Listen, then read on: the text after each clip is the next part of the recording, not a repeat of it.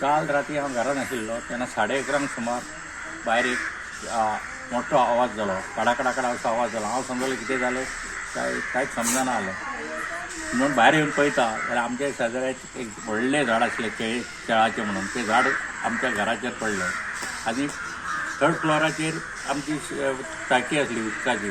ते टाकयेच्या ती शिरकोन रावले आनी टाकी आमची ते स्लॅब डॅमेज जाले.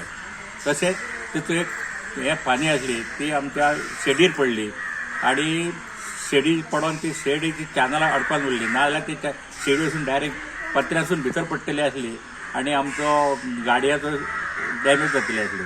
आणि कशें केलें मागीर फायर ब्रिगेड आपयली तुमी? मागीर हांवें पुलिशेक फोन केलो आनी फायर ब्रिगेडीक फोन केलो आनी तांकां आपयलें आनी आपतकालीन सेवा आसता ती तेंची तांकांय सांगलें. आनी जेन्ना तांकां लेट जालो तेन्ना हांवें आमच्या मामलेदाराक फोन केलो, डेप्युटी कलेक्टराक फोन केलो.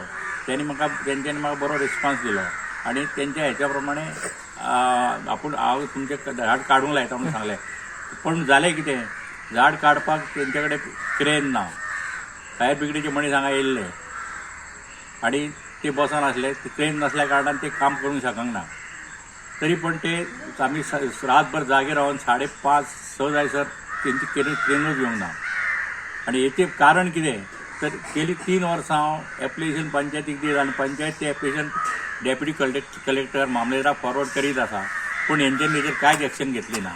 त्या कारणान हे झाड पडपाक कारण हें. आनी ते सगळी 3 वर्सांची कंप्लेंट केल्ली, ती कंप्लेंटीची कॉपी फॉरवर्ड केल्ली ती म्हाजे कडेन आसा.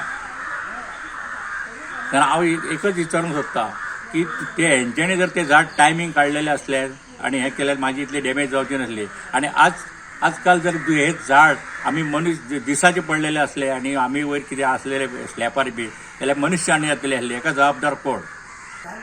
आनी सरकारा कितें कडेन तुमची मागणी कितें आसा? सरकार मागणी म्हणजे सरकाराच्या दुर्लक्ष कारणामुळे हे झाड पडले न्हू, तेन्ना त्यांनी माझी नुकसान भरपाई करून दिवपाची.